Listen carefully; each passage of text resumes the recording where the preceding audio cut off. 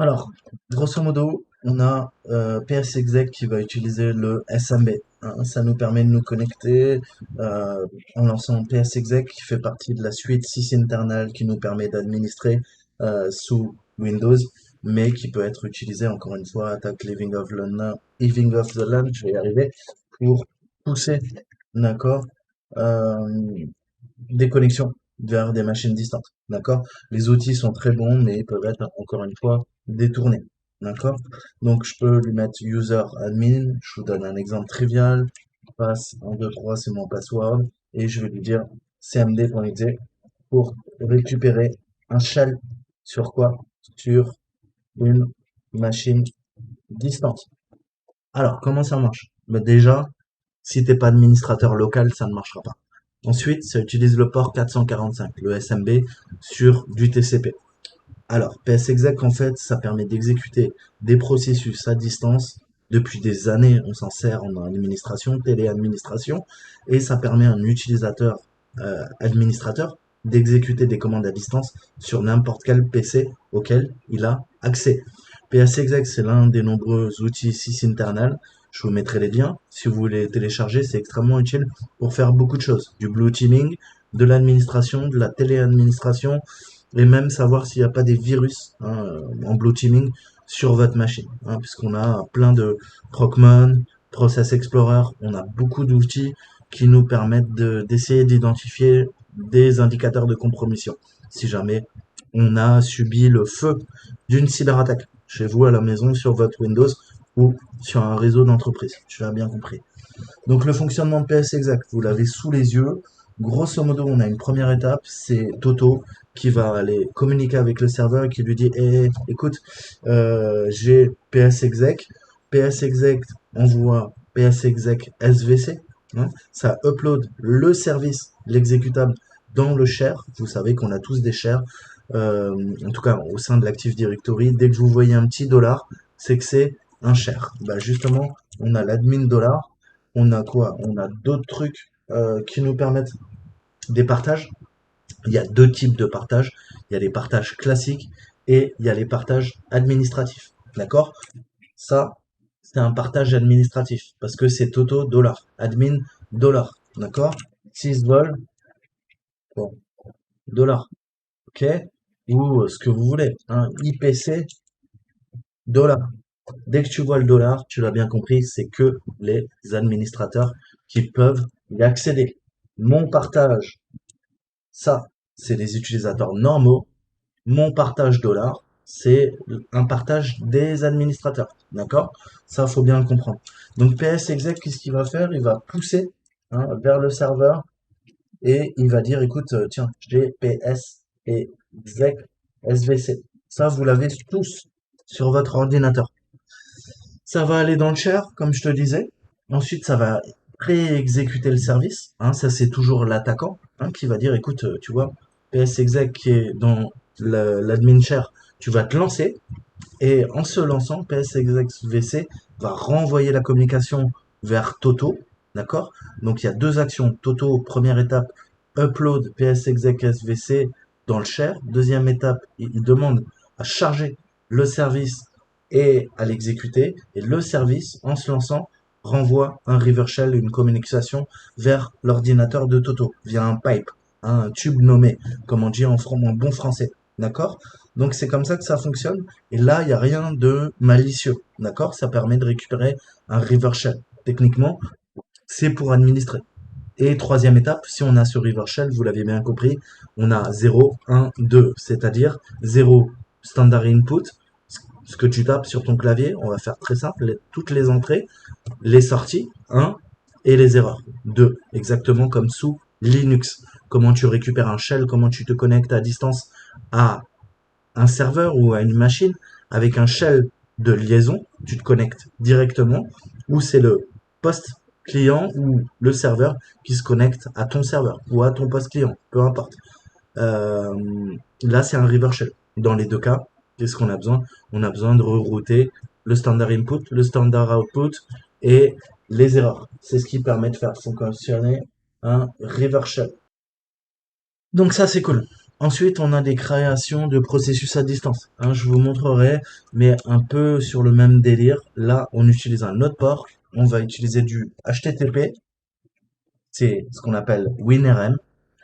Donc ça, c'est le 5985.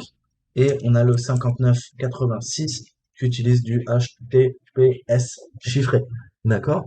Donc ça, pareil, c'est utilisé pour la gestion à distance. Windows Remote Management, aka WinRM, c'est un protocole web qui est utilisé pour envoyer des commandes PowerShell aux ordinateurs Windows à distance. D'accord? Par défaut, il est activé ou pas, ça va défendre. Donc ça peut être un vecteur d'attaque attrayant. D'accord? Donc comment on se connecte à une session PowerShell distante à partir de la ligne de commande? On peut utiliser cette commande quand on est sous Windows, WinRS, on a un exécutable. Vous avez plein d'arguments après que vous pouvez lui mettre. Hein, vous pouvez faire du remoting, vous verrez. Hein, mais la plus classique, c'est pareil. U deux points, par exemple, admin. Alors, c'est un peu pareil, sauf qu'il faut mettre un deux points. Hein, paste 1, 2, 3. R. Alors là, c'est pareil. Soit tu mets l'adresse IP. Très souvent, ça sera HTTP ou HTTPS, tu as bien compris, en fonction du port, 5985 ou 5986. Et je vais me connecter sur marketing, je sais pas, .com. C'est un exemple à la con. Et je veux récupérer la main et avoir un CMD, hein, une ligne de commande. Donc ça va me permettre de prendre le contrôle, pareil, à distance.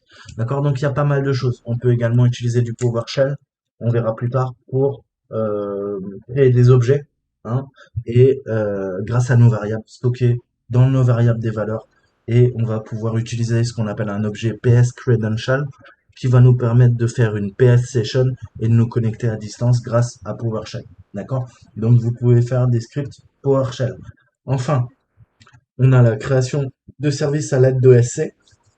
On a le port 135, 445, 139, donc RPC, SMB et un SMB 139. On a du NetBIOS aussi, DCE, RPC, bref, on a pas mal de ports de 49 152 à 65 535.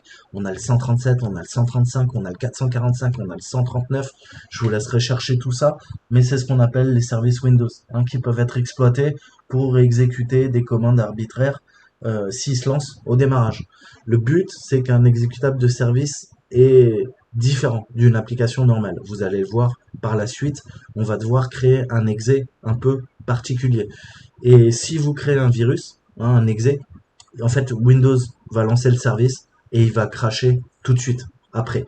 Donc, tu as bien compris que si tu essayes d'ouvrir un reverse shell, tu vas perdre la connexion. C'est pas bon. Donc, on doit créer un service sur l'autre distant. On peut utiliser SC, hein, qui est un outil standard pour démarrer, arrêter, récupérer des informations sur les services Windows. Et on peut également créer de faux vrais services, mais il faut un bon exécutable. On va voir comment le créer. Donc ça permet de se connecter au programme de service à distance, de créer un service grâce au SVCCTL, c'est ce qu'on appelle le Service Control Management.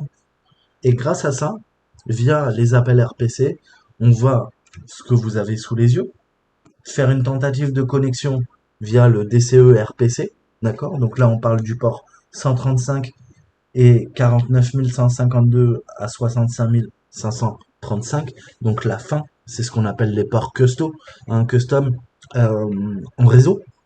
Et le client, vous le voyez, 3 étapes encore une fois. On communique avec l'EPM. Alors l'EPM, c'est le Endpoint Mapper, d'accord?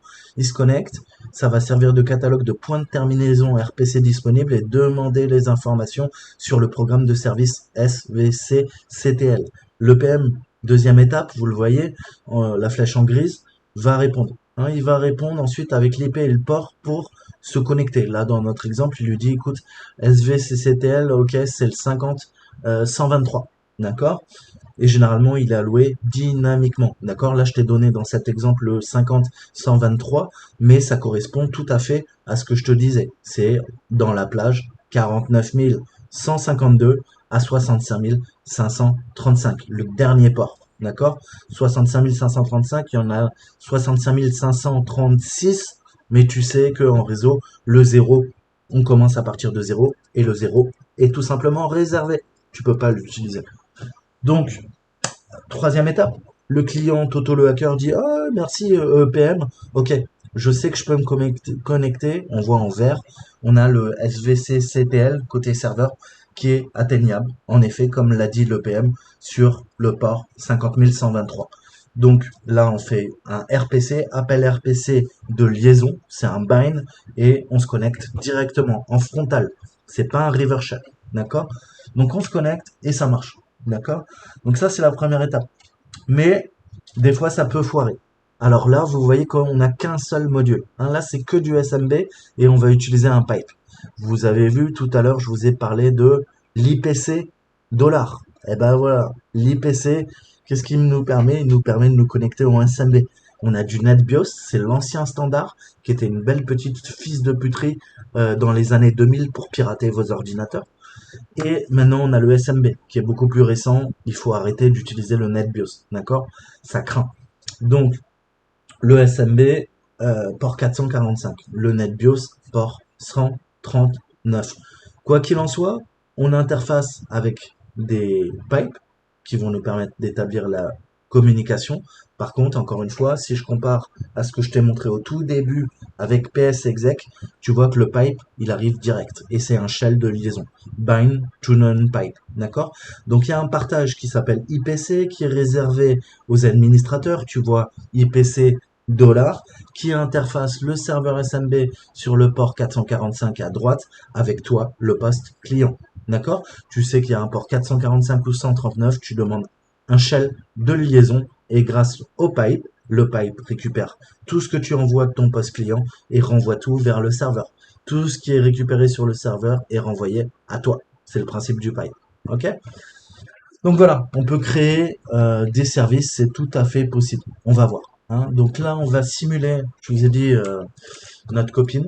On va retourner voir. Je vais prendre la connexion et je vais vous montrer quelques petits exemples qu'on peut utiliser. Donc on est en marketing, on va se connecter au marketing. SSH, ça, on a notre copine, elle veut se connecter à quoi? À THM Jump 2, hein. C'est le seul serveur auquel, oui, elle a le droit. C'est les posts marketing, hein, on va faire ça. Et pour notre exemple, hein, Alan, je sais pas, il a réussi à séduire Léonard et je sais pas, ils ont couché et il a réussi à récupérer le mot de passe.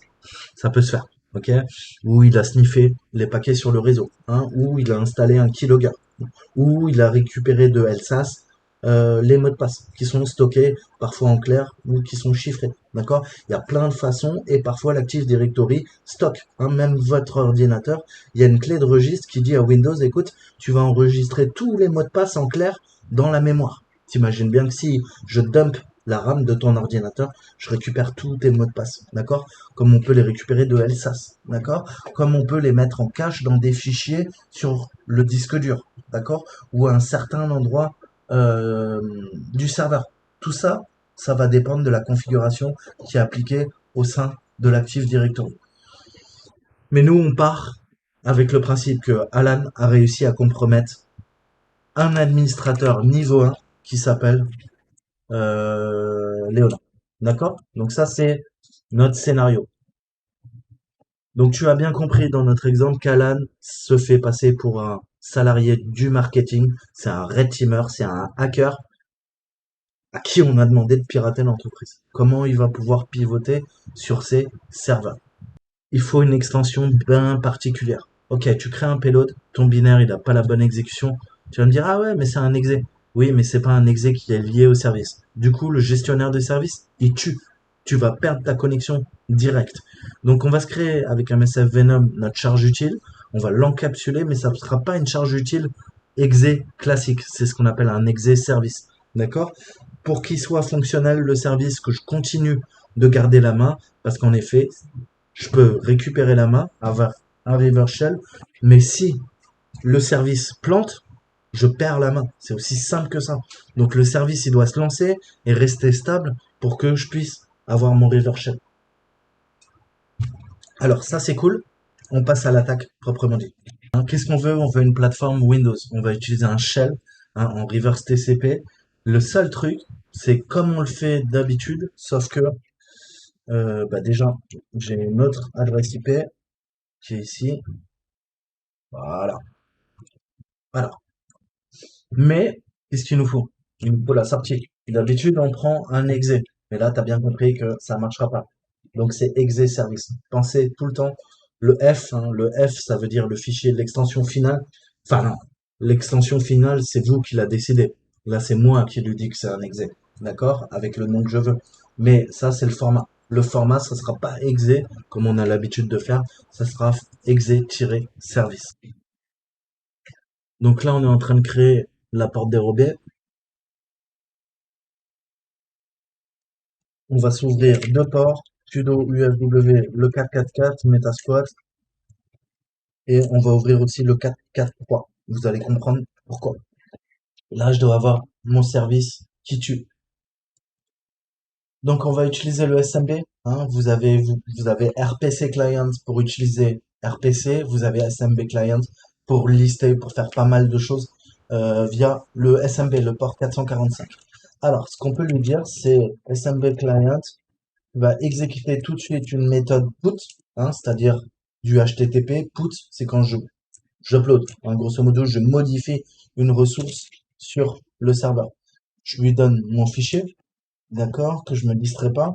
Là, pour le coup, on va utiliser notre ami T1 Léonard. Hein, c'est pour ça qu'on s'en sert. C'est pour ça qu'on a volé son mot de passe.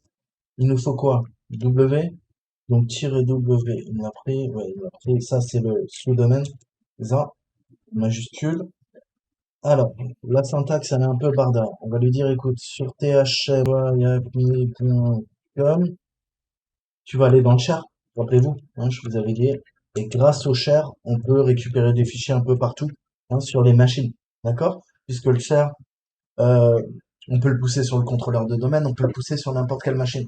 Là, je dis dans le share administrateur sur le serveur qu'on veut pirater, puisque moi, je n'ai pas accès au THM2IS, je passe par le compte usurpé de Leonard Summer. Tu as bien compris. Et je lui mets son mot de passe. Easy, pass, forever. Voilà. Là, on voit que service qui tue a été uploadé dans l'admin dollar. Donc ça, c'est plutôt pas mal. C'est fait. On vient de pousser notre payload sur le share. C'est pas fini. Loin de là. Qu'est-ce qu'on va faire maintenant? Il nous faut récupérer un handler. Hein. Je dis, tu te connecteras à ma machine sur le port 444. Donc, MSF console. Donc, pareil, on a utilisé un Windows Shell Reverse TCP. C'est le payload qu'on va utiliser aussi. Donc, je veux un export en multi-handler. Je veux un payload en Windows Shell Reverse TCP. D'accord? Et je confirme. Je vais lui dire, écoute, tu vois le nom de l'interface, je peux lui donner le nom de l'interface plutôt que l'adresse IP. C'est pareil, on va voir. Je vais faire un set L host. Donc ça, c'est ma machine. Elle s'appelle Lateral Movement. Movement. Ça, c'est, voilà, mon adresse IP. Tu vois, je lui donne le nom de l'interface. Il arrive à traduire direct en adresse IP, ce qui est normal. Et on va définir le port sur le 4444. Pas le bon port, c'est L port. Je me distrais. Ok, on peut faire option. On a mon adresse IP, on a le port 444. Et on est bon. D'accord, ça écoute à mon adresse IP sur le port 44444. Donc maintenant, il faut qu'on fasse en sorte de quoi? De pouvoir se connecter à la machine. D'accord? Donc c'est là qu'on va utiliser notre SC, on va un peu feinter, si vous voulez. Premier truc qu'on va faire, c'est que je vais ouvrir en mode écoute sur le port 443. Tu vas comprendre, je vais te montrer une technique. Deux techniques. Le but, c'est d'arriver sur le serveur 2IS. Mais je vais te montrer déjà des petites techniques sympas pour arriver sur cette machine. D'accord, on va pouvoir pousser plusieurs chaînes.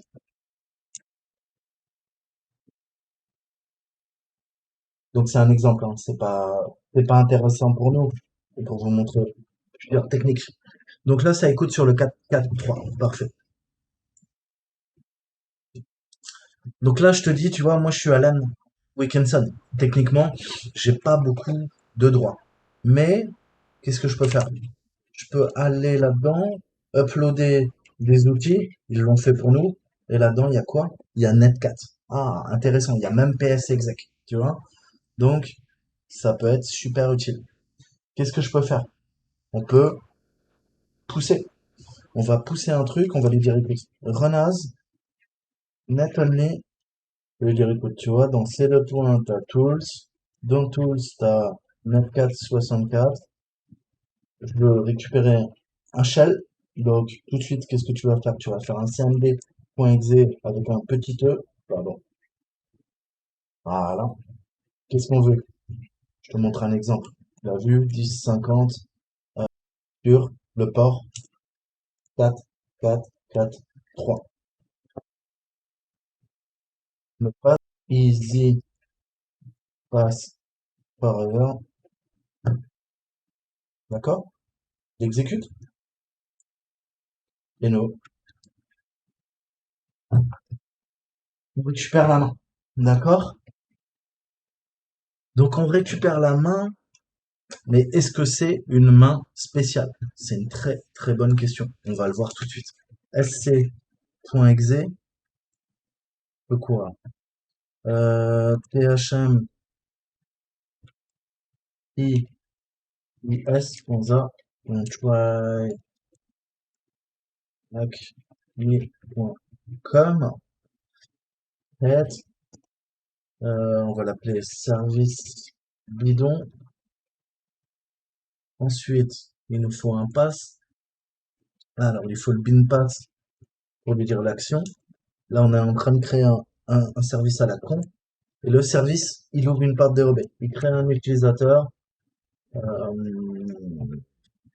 Toto, passe 1, 2, 3, add. Donc à chaque fois que l'ordinateur démarre, même si on a effacé le compte, ça le recrée. C'est une forme de persistance. Oh, incroyable. T'as compris ce qui s'est passé là? Tu vois, si t'as pas compris, tu vas me dire, ouais, attends, saltimbanque, t'as fait tout ça pour récupérer la main. Mais toi, t'es Alan Wilkinson. Je comprends pas. Là, t'as déjà la main. Pourquoi tu fais ça? Tu sais pourquoi je fais ça? Là, je crée, pareil, un autre service qui s'appelle Toto est un enfoiré. Tu vois? Je viens d'utiliser la même commande, ça marche pas. Pourquoi? Parce qu'en fait, notre shell, il a été exécuté avec Leonard Summers. Du coup, je suis toujours, et c'est là où c'est très vicieux pour, pour les attaquants, et c'est très compliqué pour les défenseurs, c'est que les défenseurs, ils vont se dire, mais putain, je comprends pas là. Comment il avait les droits? Le mec, c'est Alan Wilkinson. Il a aucun droit. En effet. Vas-y, essaye, d'accord? Essaye de lancer ça. Tu pourras pas. Tu vois? Mais là, je peux le faire. Parce que le shell a été envoyé. Et tu vas me dire, ah ouais, mais attends, ça t'invente là, avant, voilà. T'as fait un truc comme ça, là, pour pouvoir. Ok? Tu veux que j'essaye de faire ça? Je retape. Easy pass forever. Ok? Je retente. 16 deny. Pourtant quoi? Je suis Alan Wilkinson. Je suis privé. Ok? Passons sur l'autre machine. Je suis quoi? Alan Wilkinson. Et là, ça marche. Qu'est-ce qui se passe en fait? T'as compris? On a les mêmes privilèges. Mais j'ai pas les privilèges d'Alan Wilkinson. J'ai maintenant les privilèges de l'administrateur. Et qu'est-ce que je viens de faire là? Je viens de, imagine, de créer un service, d'accord? Qui s'appelle service bidon. Ce qui nous intéresse, c'est créer le service. On a vu qu'on est bloqué avec le service bidon qui crée un utilisateur, mais là, on va pousser à partir du share admin, on va pousser sur le serveur qu'on veut pirater, le payload et l'exécuter. Donc là, on se crée le service. Non, petite erreur de ma part. Voilà, le service est créé. Et là, concrètement, qu'est-ce que ça va faire? On va récupérer la main. On n'a plus qu'à le lancer. SC.exe. J'adore la latence. THM2IS.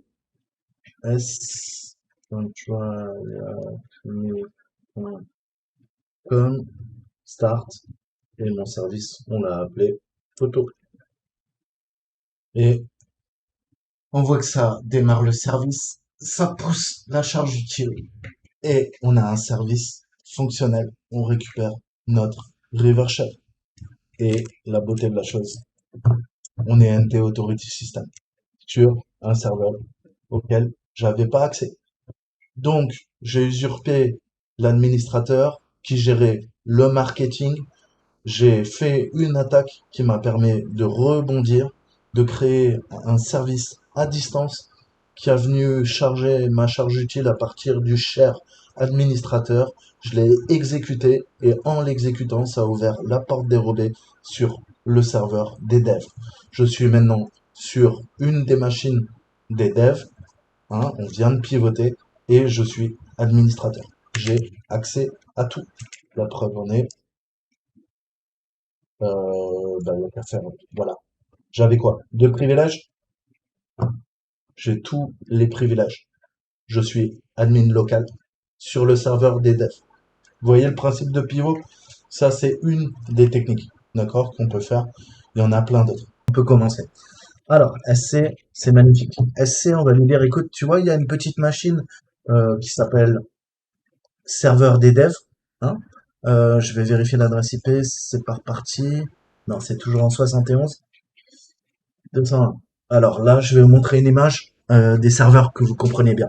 Donc là, on est en train d'attaquer la THM2IS. D'accord? Pour nous, dans mon scénario d'introduction, je vais vous parler des PC des devs. D'accord? Ça fera office d'un des PC des développeurs. Moi, je suis THM Jump 2, je travaille au marketing. D'accord? À partir du serveur de marketing, en usurpant ses droits, je vais dire, écoute, tu vois le serveur des devs là, j'aimerais bien que sur ton serveur auquel j'ai pas accès, tu vas créer un service. Hein. Tu vas créer un service qui s'appelle ce que vous voulez en fait. Hein, qu'est-ce que je peux lui dire? N'importe quoi. Toutou est un enfoiré. D'accord? Donc ça, c'est le nom de mon service. Ensuite, on a le bin pass. Donc ça, très connu si vous connaissez un peu l'Active Directory Windows. Bin pass, c'est tout simplement à la fois le chemin et surtout la commande, hein, qu'on va exécuter. Et je vais lui dire, écoute, tu vas créer un service à chaque fois qu'il se démarre, à chaque fois la machine redémarre. Qu'est-ce que ça fait? Ça crée un utilisateur qui s'appelle Totox, ok, et qui a le mot de passe 1, 2, 3. D'accord? Tu vas l'ajouter euh, et le service, on le passe en automatique. D'accord? Dès que la machine redémarre, ça crée à nouveau ce mot de passe. Donc c'est une forme de persistance. Tu l'as bien compris. D'accord?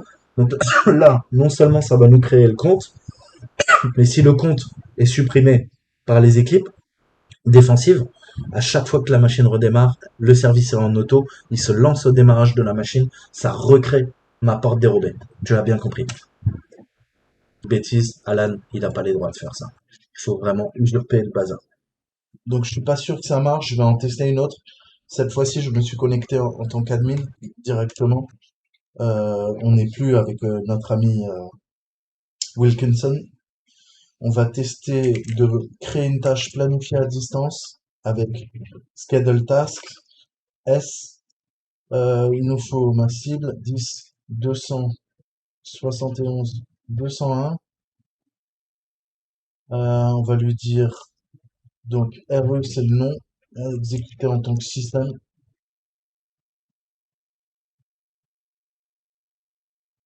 Donc ça c'est le run as. Hein, je lui dis tu le run en tant que NT Authority System. On va créer notre tâche planifiée. Il nous faut notre TN, task name. Le nom de la tâche c'est backdoor task run. Qu'est-ce que je lance comme commande? Bah pareil. Next user, Totox. Donc je viens de créer une tâche THM Task 1, on va la créer. J'ai modifié un peu, on l'exécute en run as en système. La tâche, on va lui demander de faire un net euh, user toto passe 1, 2, 3 avec une tâche planifiée au 010123. On peut lui faire un once aussi pour qu'elle s'exécute qu'une fois. J'ai oublié de le faire, mais je peux le faire. De toute façon, c'est pas très utile pour nous. Et il lui faut ST. Bon, on va lui dire ST, c'est start time. À quelle heure ça commence? Je vais lui dire à minuit. Tous les jours. Sinon, je pourrais mettre une date. Bon, je fais à l'arrache, hein. C'est pas ça qui est important. Ok. Donc là, il a créé la tâche. Maintenant, qu'est-ce qu'on peut faire? Bah, on peut lui demander de la run, éventuellement, hein, puisque c'est une tâche planifiée. Donc, vous voyez, on peut se servir des services, on peut se servir des tâches planifiées avec STAC. Donc,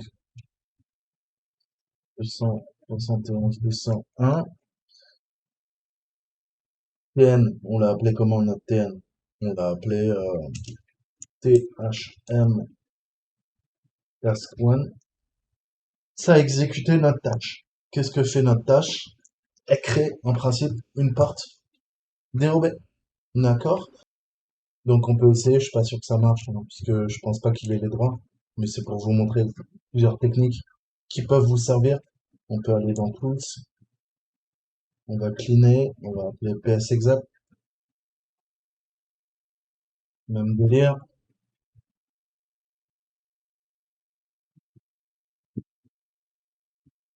Ok. Donc là, il me dit que le mot de passe est pas bon. Mais vous voyez que j'aurais pu me connecter. On va faire une boulette quelque part, je sais plus. Voilà, c'est moi qui me distrait. Donc vous voyez, avec un service, vous pouvez créer un utilisateur qui va se recréer automatiquement quand bien même les équipes de défense l'effacent. Il y a une porte dérobée dans le service et tu actives à distance le service, il démarre, il crée ton utilisateur, le serveur redémarre, il recrée automatiquement. Technique de persistance. Ou tâche planifiée. Dans ta plage planifiée, tu peux lui demander à distance 1 de la créer. Tu peux lui mettre un payload, celui que tu veux. Là, j'ai utilisé un payload, une commande qui permet de créer un utilisateur. Et après, tu peux attendre que la tâche planifiée s'exécute tous les jours à une certaine heure pour recréer de la persistance, ou dans un an, ou dans 2 ans, ce que tu veux. Et tu peux lui demander de s'exécuter qu'une fois, ou tu peux lui demander de s'exécuter de façon récurrente. Et sans attendre la date, tu peux tout à fait demander avec SC Task de quoi? De supprimer tout simplement euh, ou d'exécuter la tâche pour pas attendre. D'accord? Donc là, j'ai créé la tâche, ça m'a ouvert une porte dérobée, je suis devenu Toto sur le système. Toto n'existait pas. Maintenant, qu'est-ce que je peux faire? Effacer nos traces. D'accord? On peut également utiliser euh, Schedule Task pour effacer cette tâche à la con. Là, c'est vraiment la beauté de la chose. Pourquoi? Bah, parce que j'ai toujours la main et on a effacé la tâche qui a ouvert la porte dérobée. D'accord? Donc on est beaucoup plus fade. D'accord? À moins de faire ma persistance, mais tu vois, le premier truc que va faire l'administrateur, il va dire, ah non, mais attends, il a quoi? Il a peut-être utilisé une tâche planifiée. Bah ouais, mais la tâche planifiée, on l'a supprimée après. D'accord? Si vous la laissez, encore une fois, ce sont des indicateurs de compromission. Voilà, moi je m'arrêterai là. J'espère que ça vous a plu. Hein, c'était comment abuser techniquement, quelques petites techniques qu'il faut parfaitement connaître, des processus de génération à distance.